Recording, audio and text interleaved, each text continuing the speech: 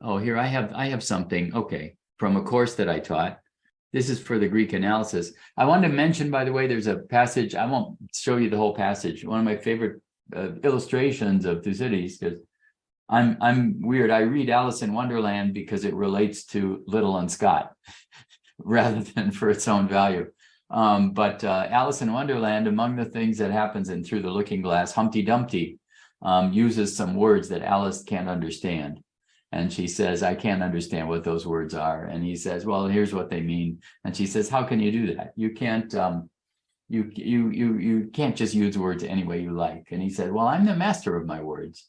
He says, I'm the master of the adjectives, at least. The verbs are tough, but the adjectives I master. And he actually is using nouns that she understands. And he said, well, how can you do that? And he said, well, whenever I want a word to have a special meaning, I pay it extra. And I think that Thucydides pays his words extra by repeating his words, his strange words and his constructions constantly. And you can't ignore them. And eventually the patterns are drilled into your head and the meanings are drilled into your head. Not, unfortunately, into everyone's head, and I really do get kind of annoyed at people who read a paragraph of Thucydides and nothing else and decide what a word means and then write a book about it, because it's very tempting to choose these words and find our meanings for them without looking at the other meanings of them in Thucydides. And I'm as guilty of this as anybody. We're all guilty of it because it's the way we start reading. And Thucydides really encourages us to do this. He tells us these are big words, these are big ideas, and we don't. And he doesn't tell us in footnotes. It doesn't mean what everybody else thinks. So I've gotten in trouble, and I'm going to get in even bigger trouble. The next thing I'd be working on, the word itia, which we all know means cause everywhere, not in Thucydides. It's from itiaomai and itios, and in Thucydides, it always, I believe every single time out of maybe 30, 40 times, means an accusation, as we often use itiaomai, or a blame, or an imputation of responsibility. So when he says there were ITI for the war, what he means is they were complaints, the complaints that caused the war. And even in his chapter on causes, he uses itia and prophesis, and neither one means cause. He has a great word for cause, the ultimate cause, and he uses it constantly. It's the adjective from itios, ition. Ition in Thucydides is a big cause. I was going to say a big effing cause. In other words, something cosmic. When he says something was the ition, that means this one thing is the sole cause of what I'm talking about. I am now putting out virtually a historical law. Okay. Every time he uses ition, that's what it means. So, and there are some other examples of that too, but that's the biggest one here. In the plague, that will come up. So, but in other words, it will come up too. He often uses neuter adjectives, and we'll talk about those things. So anyway, sorry, I got on a high horse already. The three topics I want to talk about, this I hope will make more sense later. For long sentences, there are three main structures. One is when the main verb is first, and then there are subordinate clauses after subordinate clauses. And then the question is, how are they expanded? Usually they're expanded with participles. So you say, he did this thinking that it was great, and at the same time doing this other thing, and then believing, and also, but on the other hand, being afraid that, and on the other hand, nevertheless, thinking it more important, all of those things. So that's the way he writes a long sentence quite often, with the main verb at the beginning and then an expansion. And I call this a tree. It has nothing to do with tree banking, which is something different. But tree banking, we actually have called these trees for ages because we often speak In style, we speak of the ramifications of an idea. And that's a metaphor from trees, right? We say this basic idea has many ramifications. And that's something that happens quite often in Thucydides. He expands them that way. Then you have the other method, kind of the funnel, which we're used to more in classical, like Demosthenes or Cicero, where the main verb comes last. And it's only at the final verb that you recognize what the main sentence has been about. So you have a lot of subordinate clauses. Again, in Thucydides, usually participles. Participles of various kinds. Participles in the genitive absolute, sometimes are in the accusative absolute if they're impersonal verbs. Sometimes participles agreeing with the main verb or a main subject or the object. But then the verb is at the end. And the verb is often very dramatic at the end. Something like slaughtered or died horribly or something like that. Then you have another kind that has multiple main verbs. And there you have usually they're coordinated. And that's like a list. And that should be the easiest of them to figure out. So it's like a list, or like bullet points. It's very much like bullet points, but they're somehow all in the same sentence.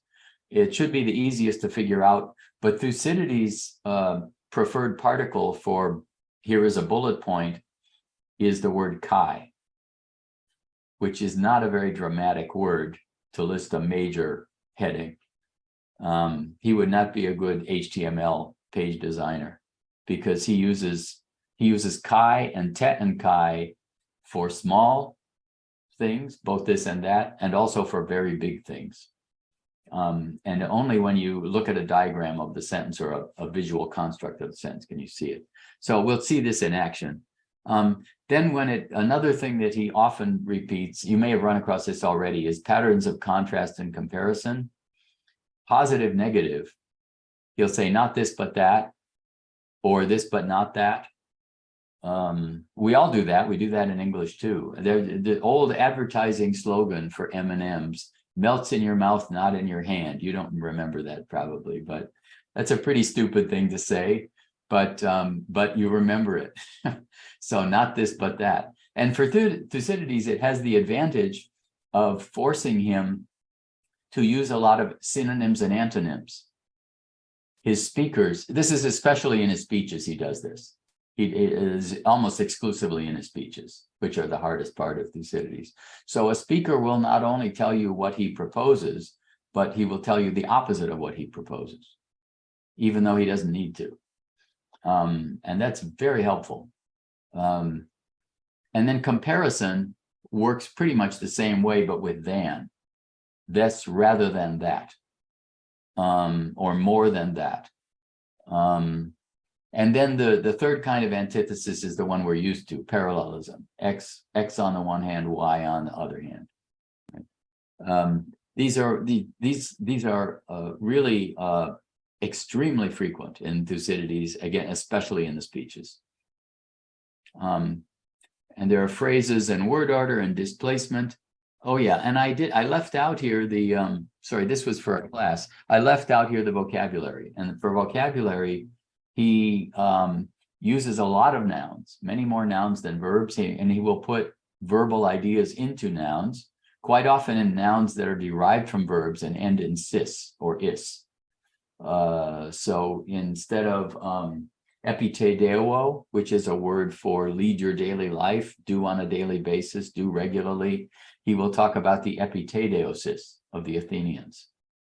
And when he wants to say that that Athens educates all of Greece, Athens teaches the rest of Greece how to behave, he will not say paideoe Greece, he'll say that Athens is the paideosis of all of Greece.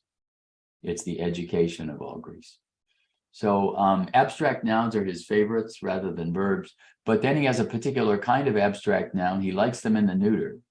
And it's my naive view is that Thucydides really wanted to avoid people turning his abstract nouns into personifications.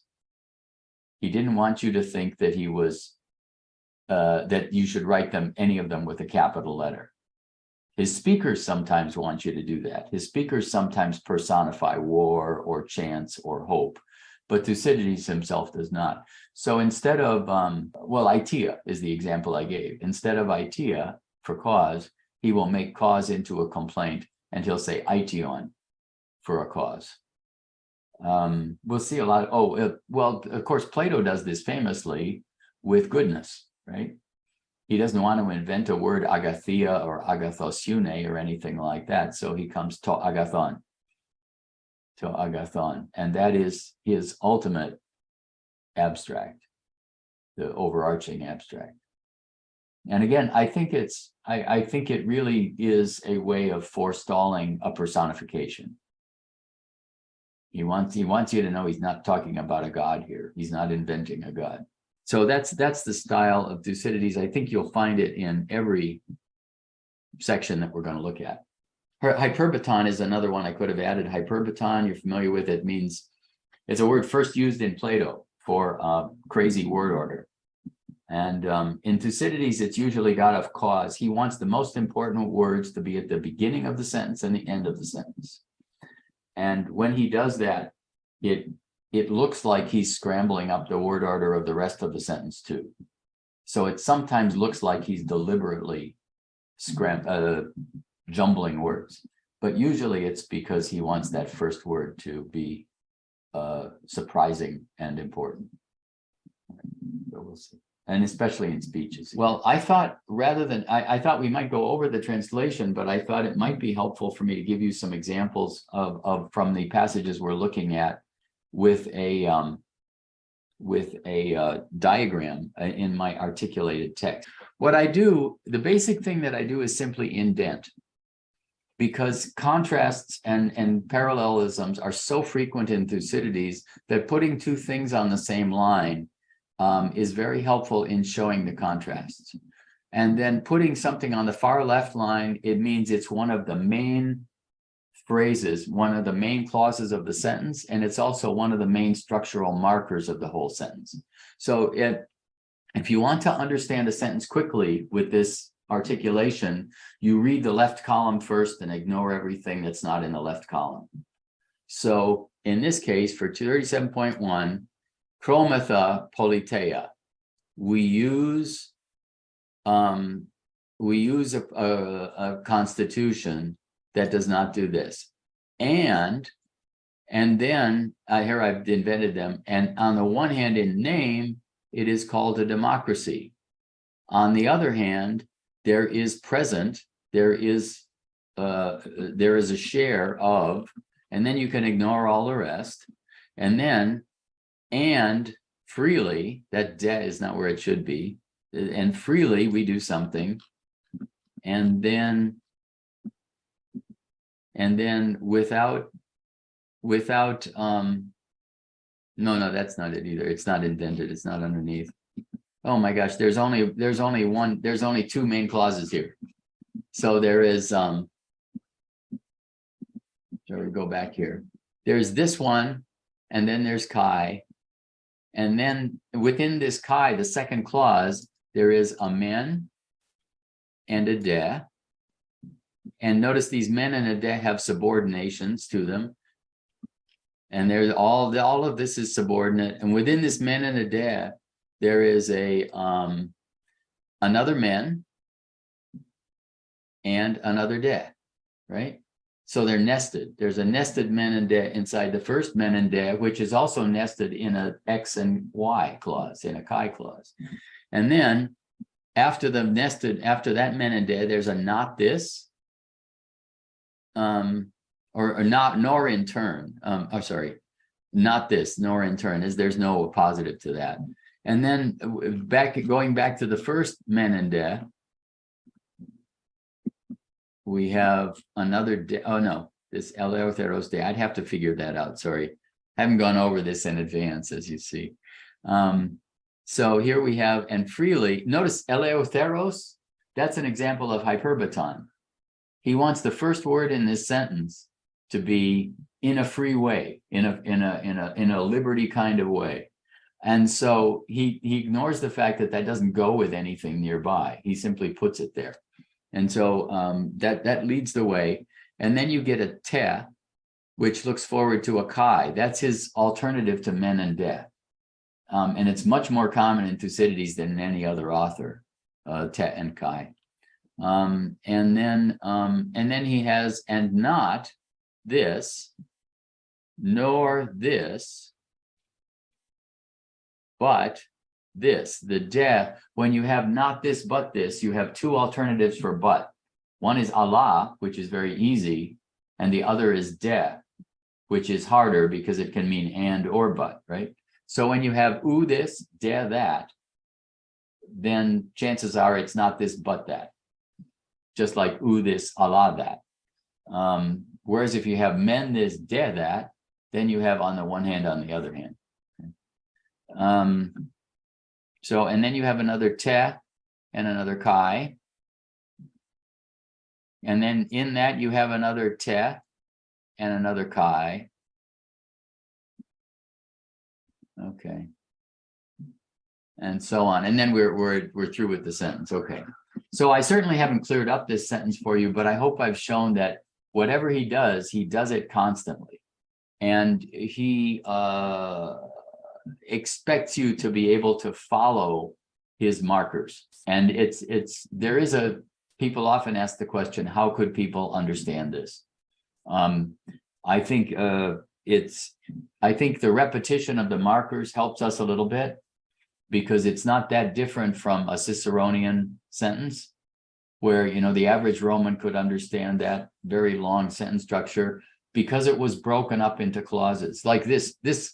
Broken up into clauses like this, I'm hoping it won't be so hard. So here you say, for we use a constitution that is not envious of the laws of our neighbors, but that de is a contrast, but we ourselves being a paradigm, rather to some than imitating others. Okay, so as far as our constitution goes, we don't imitate other people, but we are ourselves imitated by them. And that's a very clear statement that I just gave you. But what he does, this is another odd thing that he does, is, which has to be changed by any translator. Notice the not imitating is in the dative, but the being exemplary is in the nominative, referring to the subject of the sentence. So here we'll say, we use a constitution that doesn't imitate others, and we use it being a parallel to being an example to other people. So the contrast is put in dissimilar parts of the sentence. And that you can't do in English. It doesn't work in English. You simply have to rearrange the contrast to put them in parallel elements, right? I think the thought is fairly clear. By the way, I don't consider this a typically straightforward Thucydidean sentence. These are some of the most elaborate sentences they are. And unfortunately, they're the most important also, because what he's doing here, he's describing democracy. And we don't actually have a straightforward, until Aristotle's Constitution of Athens, we don't have a straightforward description of Athenian democracy by anybody. So this is an admiring description of democracy. So, and then in the next stage, he says, we, in respect to its name on the one hand, and then it's called democracy. And then we have, again, he could have said because, but he uses an articular infinitive, on account of the fact that. And so then he can keep it almost entirely as a nominal substantive clause. On account of the fact that we dwell, or we govern, or we dwell not for the few, but for the more than a few. Again, it's a little bit unexpected. He said we would have expected the polus, but instead we get the more, not for the few, but for the greater number. So that's why it's called democracy. But there is, and there is a share. So there is a share, and actually it looks like metacy is going to continue the idea of democracy, because share and share alike sounds like a very democratic idea. But the first part of it is, according to the laws, there's a share toward our private disputes. And then the key words are all toward the end. There's an equal share to all people. That's not a contrast to the previous sentence, right? It's we're called a democracy because we govern for the many and not the few. But there's a share, an equal share for everybody on the one hand, but the contrast is going to come in the second part of that nested clause. That's why we have the men here on the one hand, and then, but in relation to our esteem, our prestige, or what people think of us, our axiosis. An axiosis is your sort of how you're trending, you know. My axiosis is very good. My axiosis is very high because people tend to think highly of me. They estimate me highly. But in accordance with estimation, and here is the key word, there is superior honor. In other words, some people are privileged. There is unequal distribution of time. What would you call it? Priority. There is priority. And then there is priority in accordance with, as each person has a good reputation in something. Toe is there, without the accent, it's like tinny in something. And then again, there's another negative positive contrast nested in that. Not from meros, literally from part, more toward common things than from virtue. And so here the two contrasting words are meros and arete. And so if you have a good reputation, that reputation will be not because of your meros, which can mean multiple things, but probably means something like, it could mean your share in wealth. It could mean also your alternative office, your rotation of offices. But arete is very clear. Arete does not belong in a democracy, because arete is inherently elitist. That's what arete is all about, being better than other people. So, and nor, on the other hand, when it comes to poverty. And so now he's through with men and de, and he's got a second part to de, a negative part. When it comes to poverty, and then you jump down to the finish of it. Is he hindered, or has a man been hindered by the obscurity of his axioma? In other words, they don't say you can't be an important person in the city because your birth is too low, or you come from a humble family or something like that. Okay, but in this case, you may notice axioma reminds us of axiosis, which is what we started out with way back. Where is it? I'm sorry. They're here, way back here. And it's really a synonym for axiosis. So he starts out by saying your esteem in the public, when your esteem in the public comes into question, then it's not equality for everybody, but your virtue and your reputation make you more important. And on the other hand, if you're poor, if you can do something good for the city, your low axioma, your low public estimation because you're poor, doesn't prevent you from holding public office. So I think what people have noticed about this is that he wants to have it every way. There's nothing about the Constitution, there's no defect of the Constitution that Athens is subject to.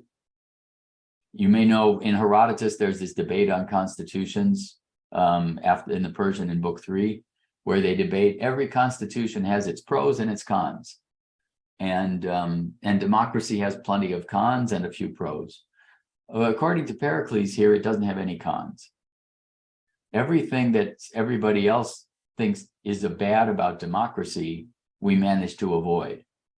We manage to, people think democracy makes everybody equal and doesn't reward the talented and doesn't take advantage of them, and justice for the poorest. No, that's not true. The talented people can hold public offices and can benefit the city by preference. But then somebody else would say, yes, but if the talented people have preference, won't it be just the wealthy who rule? And he says, no, on the third hand, being poor still allows you to hold public office. So it's a sentence that really is about as complex as it could be in terms of contrasts and also in terms of syntactical structure. So how would Thucydides have sounded to his own contemporaries? Would he have sounded old-fashioned, or what would he have sounded like? All I can do is speculate. Yeah, right. I can only. We have speculate. Contemporary prose from his time. Yeah, absolutely. I mean, you have Herodotus. Oh, by the way, Thucydides is versatile. There are parts of Thucydides that nobody reads, where he goes into completely different styles. Most of the parts are in book 1, which I'm currently working on a commentary for. There are parts, the Thucydides describes the geography of northern Greece in a way that you would swear you're reading Herodotus. If this were discovered on a papyrus, you'd think it was Herodotus. And he describes the escape of Themistocles from Greece in a digression. He got away from Greece when the Greeks were after him, and he had to go to Persia and write letters to the Persian king to be invited there. And he had lots of adventures on the way. Again, you would swear this was Herodotus in that style. And there's another place in book 1 where he narrates the events that happened between the end of Herodotus and the beginning of his own narrative. And that's a list. That's a chronicle. In that case, he's almost invented a new kind of writing. It's a bare bones chronicle of events. So he writes this way because he wants to. He's not born to write this way, the other way. And the only person that he really resembles is a man named Antiphon, whom he admires, but was a minor orator and maybe a political figure. And we have the orations of Antiphon. We have maybe six orations of Antiphon, and Antiphon does the same thing. Neuter abstracts, neuter adjectives as abstract nouns. Sentence structure is not quite as strange, but lots of contrasts. Yeah. Then the abstract nouns are the main thing. Actually, the abstract nouns, Sophocles does. Sophocles does those neuter adjectives as abstract nouns. And we just wiped that out in translation. So this was going around in the 5th century, these elements, but Thucydides is the one who combines them in syntax with long sentences and many contrasts and lack of parallelism. The lack of parallelism, I think, is Thucydides' own. He's unique that way. And also, if you've read any Latin historiography, you'll know that he became so important as a historiographer that this became the style of Roman historiography. Sallust and Tacitus, especially, they write, I mean, there's a story that Sallust translated all of Thucydides before he started to write, because he imitates the style of Thucydides. And then Tacitus does it even more so, takes it to an extreme. And it's not because they, well, I think it's just because they thought this is historiography. This is serious historiography, writes this way. So it was recognized already in antiquity as a one-time thing. And also the speeches, the use of the speeches. Herodotus' speeches are not so frequent, certainly not like Thucydides, but the idea that there would be set speeches at every crucial point in the action, and there would be maybe 2 of them or maybe 3. They would be ascribed to historical characters, but not be really by them, and that they would be rhetorically very interesting and very, very extreme. That's a Sallust and Tacitus feature. that they take over from Thucydides. So anyway, But so to go back to Herodotus and Thucydides, without naming Herodotus, I think Thucydides has some little things that he remarks. He's different because he doesn't, he doesn't he doesn't talk to people like Herodotus does. Herodotus presented his histories to the public of Athens, but he doesn't do it this way. And I think he has a few points. Right. He Where criticizes. he marked the difference. Yeah. He criticizes Herodotus implicitly without naming him. And actually, he does say at one point, the majority of the Athenians believe that there was a Pitanates Lokos, that there was a company from Pitana, a Lokos from Pitana in the Persian army, and there is no such thing. And that's in Herodotus. And it also happens to be a crucial point at the Battle of Plataea.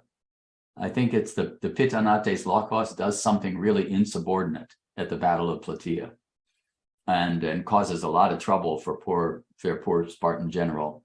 And I think Thucydides, without mentioning Herodotus, is saying, well, not only was Herodotus wrong about that, but there is no such company. And it's assumed that and also his method of accuracy and his method of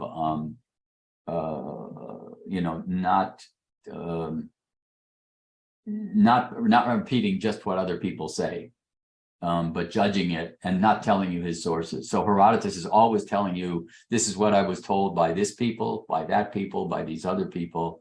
He has a source for everything. Although if you've read some Herodotean scholarship, you'll know today there's a school of thought that says that he made all these up, that Herodotus made up all of these source citations from various people because it's impossible for him to have gone to all these places.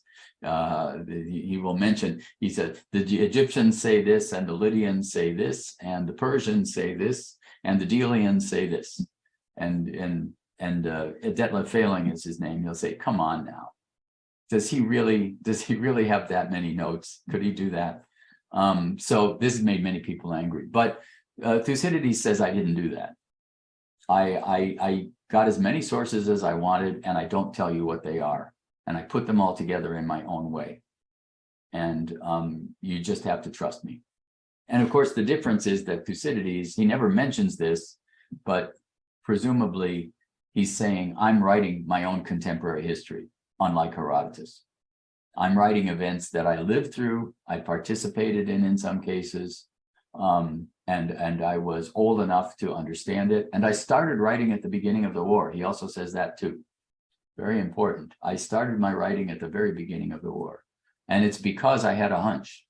I had a hunch that this was going to be the biggest war ever. So I made it my own. Like a biographer today, or somebody who would attach himself to a political figure, thinking that this man was going to go somewhere.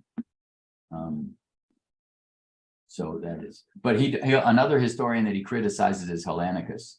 He criticizes him by name. That's from book 1, so I guess I don't want to talk about that too much. But well, you're going to get these digressions. I'm sorry. I think it's interesting. He says Hellanicus is famous for inventing using the system of archons for dating years. Are you familiar with that system?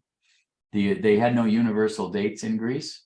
So they used either Olympiads, but Olympiads are a problem because they only happen every 4 years and you can't date within them. But if you use the local officials, the yearly local officials like archons in Athens, or sometimes priests, you say the first year, the second year, the third year of this priestess. Hellanicus got all of that information and coordinated it in his history, of which fragments survive. And he was known as the first chronologist. And Eratosthenes, and in the Hellenistic period, admired him very much as the first chronological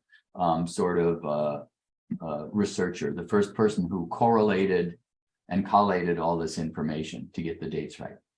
And Thucydides says Hellanicus made a mistake in his dating. He used a bad system of dating, which is infuriating. Here's the man who invented the system of dating by archons, and Thucydides says he was no good. I mean, he says that twice, once in book 1 and once in book 5. And a man who died very young, John Smart, had a very clever idea, and I think this must be right. Because Thucydides' alternative is for a war, it's the campaigning seasons, the summer and the winter. And when do archons change? In the middle of the summer. So if you use an archon system and you're talking about a campaign, you have to end your year in the middle of the campaigning system and start a new section. And that's why Thucydides says his method doesn't work. But Thucydides doesn't tell you this detail, but I think that's the only way you can make sense of it. And by the way, Herodotus himself has a much more elaborate system at the beginning of his work. He goes by the Eastern kings and their contacts with the Greeks. But when it comes to the Persian War, he goes year by year. He goes campaigning season by campaigning season. So he had already kind of invented that season. So in general, the tendency today is to assume that Thucydides actually knows Herodotus very well and accepts him as canonical. And actually he never narrates an event that Herodotus has already narrated. If he narrates it, he narrates a part of it that Herodotus didn't narrate, like the sequel to it. And in book 1, when he narrates what happened to Athens after the Persian War, he begins at the precise spot that Herodotus ends, at the Battle of Sestos, which is amazing. And people have noticed that. The scholars have noticed that. It's quite a compliment to Herodotus without mentioning him, because it's not a logical place to start.